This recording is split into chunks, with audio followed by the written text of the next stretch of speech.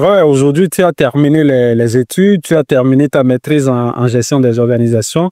Mais quand tu étais étudiant, tu étais également businessman, en griffe, parce que tu étudies à temps complet, tu travailles et tu fais du business à côté. Comment tu es arrivé à concilier tout ça? Comment tu y arrives? Partage un peu avec nous cette expérience-là. Quand tu demandes à certains, enfin, quand tu les exhortes à entreprendre, oui, pour être libre plus tard, ils te disent non, mais j'ai pas le temps, je suis aux études, je fais ceci, je fais cela, j'ai pas le temps. Mais comment toi, tu arrives à t'organiser? Comment tu arrives à gérer ton temps pour travailler, supporter les charges exigées par les études? Tu étudies et tu as en même temps une entreprise que tu gères. Comment tu arrives à concilier tout ça? Partage un peu le secret avec nous. Plus une famille aussi.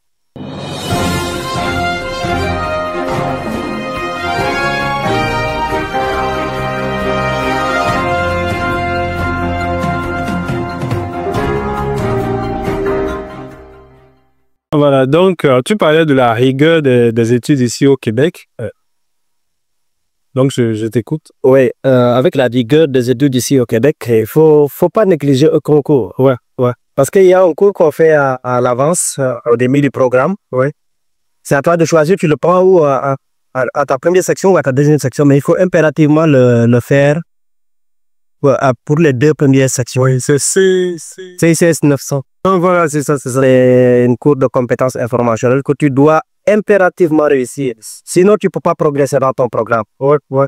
Et puis, c'est un cours très, très, très intéressant. Ça va t'aider beaucoup à faire tes recherches, à établir des références, à trouver facilement des articles dans n'importe quel domaine que tu évolues. Ouais. Et puis, ça, c'est de l'innovation dans les études. Parce que je ne l'ai pas trouvé dans tout mon parcours estudiantine que j'ai passé. Je ne l'ai pas trouvé dans mon pays, dans mon école. Je l'ai trouvé ici. Et puis, en baccalauréat aussi, je ne l'ai pas vu parce que moi, j'ai déjà fait, j'ai fait 2 sections de baccalauréat avant de basculer en maîtrise parce que je savais pas que je veux faire la transition. Ouais. Oui, j'ai fait 2 sections en baccalauréat avant de... Et puis, en baccalauréat ici, j'ai repris les mêmes cours que j'ai fait au pays. J'ai payé 2 sections avant de basculer en maîtrise en gestion d'organisation. Oui. C'est pas toujours agréable pour les poches. Hein? Non, ça coûte très cher les études ici. Au moins, je ne veux pas dire le prix ici en vidéo, mais c'est tellement C'est élevé, c'est élevé. Et puis, je ne pense pas que les gens du pays vont comprendre, la hauteur de la cherté des études ici. Ouais. La rigueur, la disponibilité des professeurs, le confort qui est fourni au niveau des écoles, les recommandations qui sont faites, et puis la disponibilité de la bibliothèque et tout ça. Je trouve que ça vaut le coup. Ça vaut le coup parce que les diplômes québécois sont reconnus au niveau international. Les universités ici aussi sont très réputées. Ouais, ouais. Et puis aussi il y a la diversité culturelle que tu trouves ici. Ouais. Le brassage culturel était très intéressant pour moi au niveau de mes études parce qu'en maîtrise, on fait des travaux de groupe, plus des présentations que ce qu'on fait des examens sur table. C'était très intéressant parce que les professeurs ils choisissaient pratiquement des groupes de manière aléatoire. Tu ne sais pas avec qui tu serais dans le même groupe, et puis tu rencontrais n'importe quel étudiant qui vient d'origines diverses, des Chinois, des Indiens, des Québécois, aussi des Français, des Africains comme toi, mais avec des nationalités différentes, comme des Camerounais, comme des Béninois, et pas mal d'autres.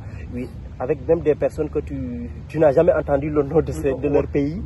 Je l'ai entendu pour la première fois, et puis, comme les Haïtiens, je ne savais même pas en Haïti, les gens parlent français. Je ne savais pas. Ah, oui, je savais pas. C'est grâce à ce programme que j'ai su qu'en Haïti, les gens parlent le français.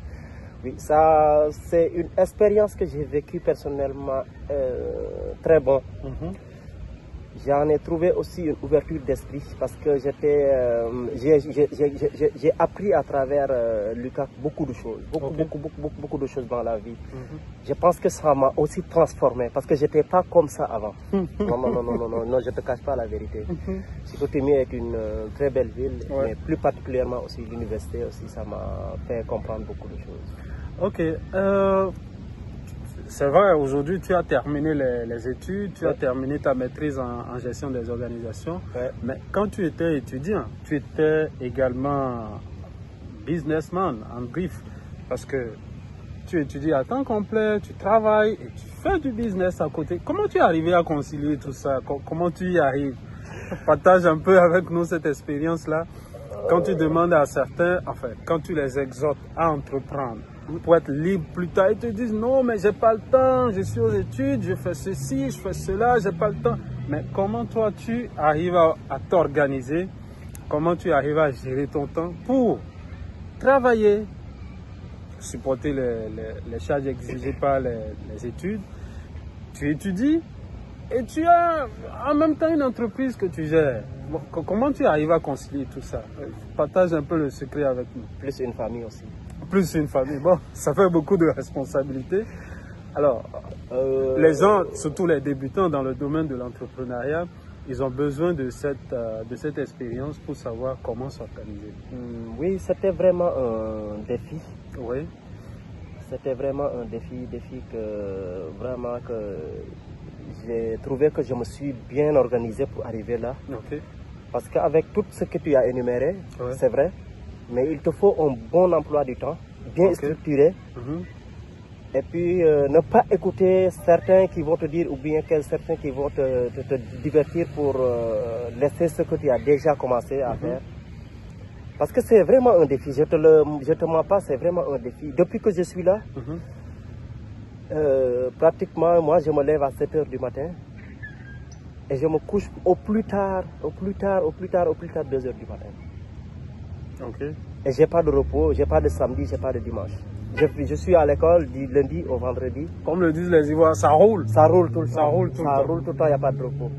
Le petit instant de repos que j'ai eu depuis que je suis là, c'est mes vacances que j'étais allé au Sénégal en 2023. Wow. C'était pour 1 mois. Et puis je ne le prends pas comme un repos parce que je suis allé au Sénégal, je tournais dans toutes les familles pour aller saluer tout le monde. Et puis regarder aussi les opportunités qui vont se présenter à moi. Donc tu travaillais aussi? En tant qu'entrepreneur, ça fait partie du travail aussi, parce que c'était des visites de courtoisie que je faisais en même temps que je faisais des visites d'entrepreneuriat aussi, parce que j'ai rencontré pas mal de gens que j'ai eu à discuter avec eux pour des projets que j'ai déjà écrits et que je voulais les mettre sur place. Et si puis, ça m'a beaucoup plu, c'est ça. Si éventuellement on te demande,